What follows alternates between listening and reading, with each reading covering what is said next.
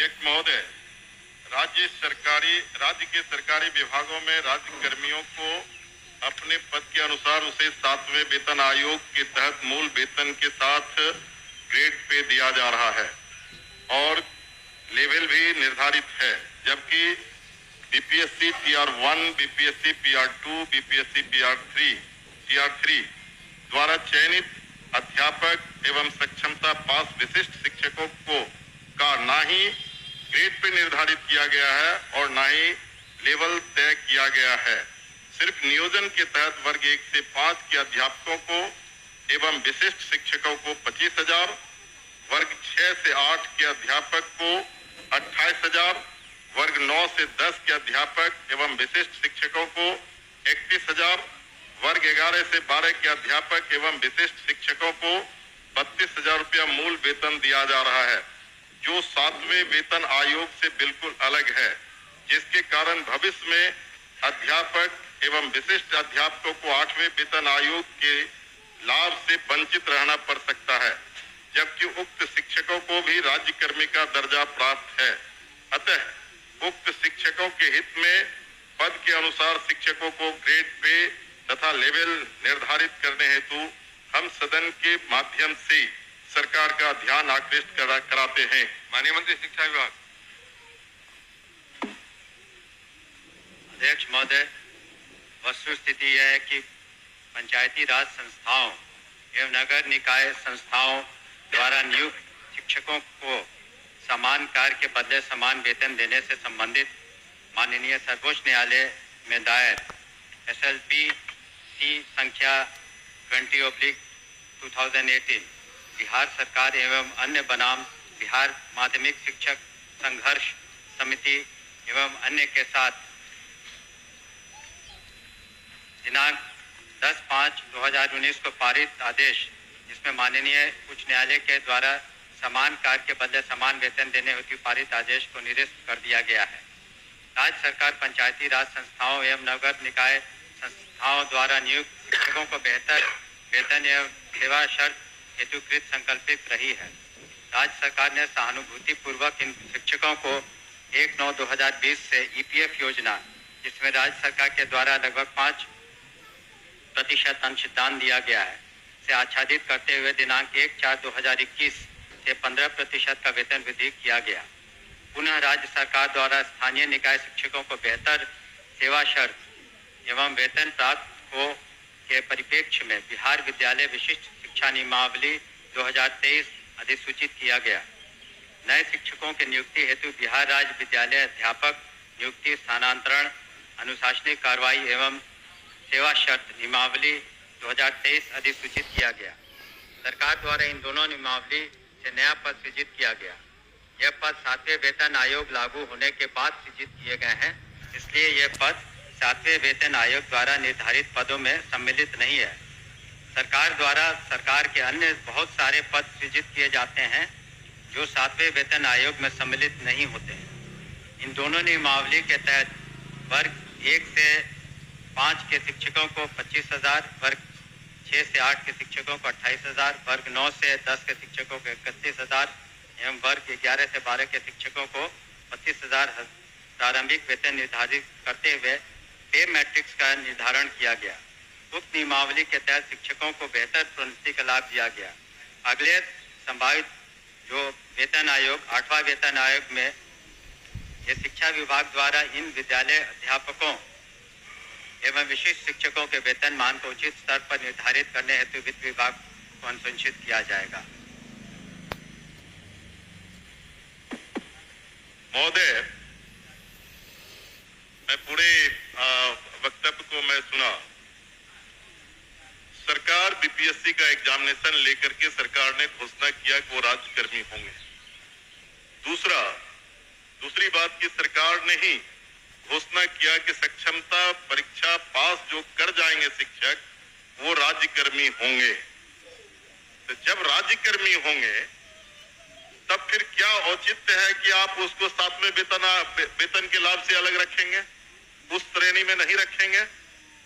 क्यों उसको राज्यकर्मी का दर्जा देते हुए और राज्यकर्मी की घोषणा करते हुए उस लाभ से सरकार क्यों वंचित रखना चाहती है, ये मैं जानना चाहता हूँ।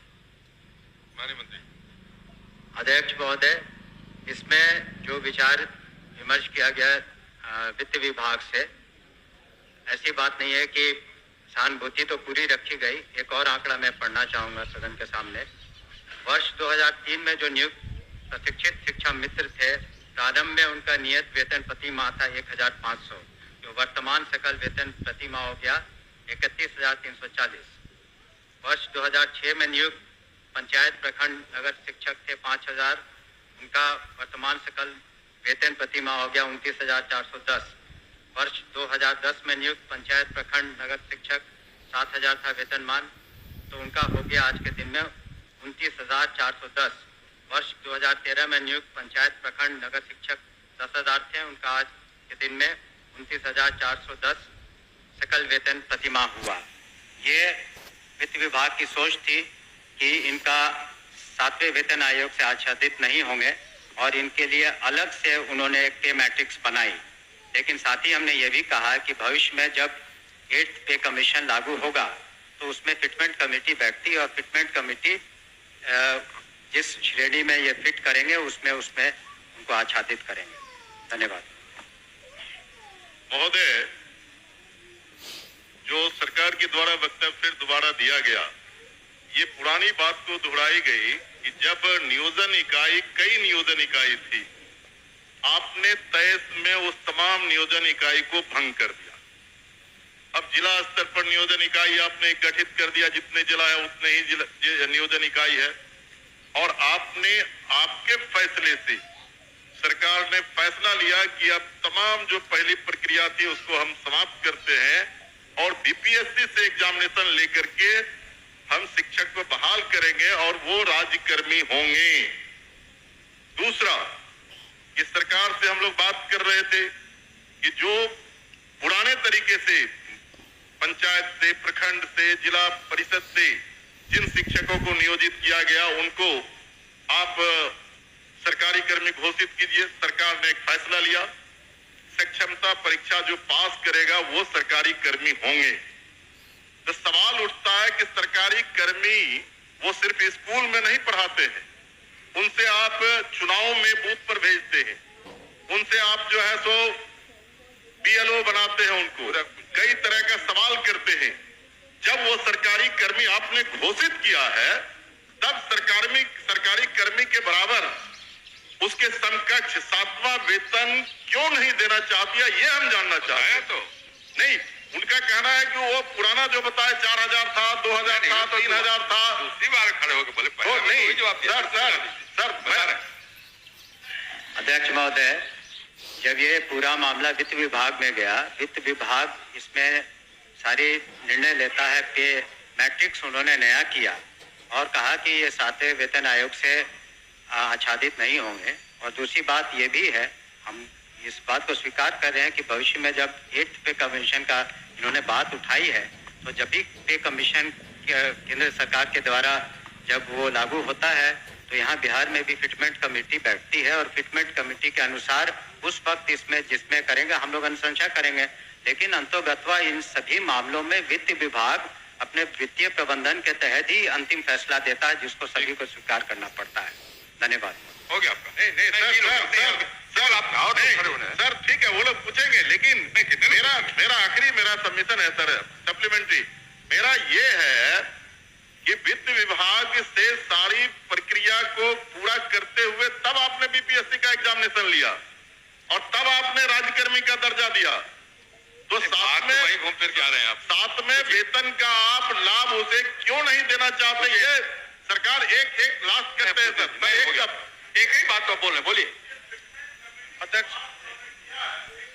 जाएगा कह तो रहे, हमने तो कहा ही कि जब 8th कमीशन का जो उसमें फाइंडिंग्स आएंगी, तब बिहार में जब फिटमेंट कमेटी होगी तो अलग अलग विभाग का उसमें टेकअप किया जाता है, तो उस वक्त विचार किया जाएगा निश्चित रूप से। धन्यवाद। ओके अध्यक्ष महोदय, वर्ष 2023 में नियोजित शिक्षकों को महागठबंधन की सरकार में राज्यकर्मी का दर्जा दिया गया था महोदय। और ध्यान जो शिक्षकों के हित में उनके पद के अनुसार ग्रेड पे और उनका लेवल जो तय करना है वो सरकार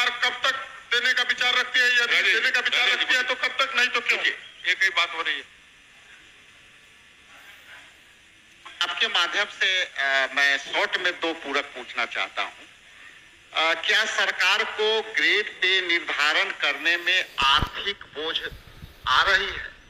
और यदि ये आर्थिक बोझ आ रही है तो सरकार बतावे कि कितने की आर्थिक बोझ आ रही है, तब जो है वो इनको करने में क्या कठिनाई आ रही है आर्थिक बोझ आने में। ये मेरा सवाल है। बैठिए, और कोई पूछने वाले नहीं ना है? चलिए आप बताइए। महोदय, ये तो जब ऐसे मामले वित्त विभाग में जाते हैं तो नीति निर्धारण और सारी समीक्षा वित्त विभाग करती है, तो वित्त विभाग का निर्णय सभी को मान्य होता है और इस पर क्या आंतरिक जो वित्तीय बोझ रहेगा सभी चीजों का कैलकुलेशन उन्होंने किया होगा, तभी इस तरह का उन्होंने इस निर्णय पर पहुंचे जिसके बारे में हमने सदन को अवगत किया। अध्यक्ष, सूचना को पढ़े। अध्यक्ष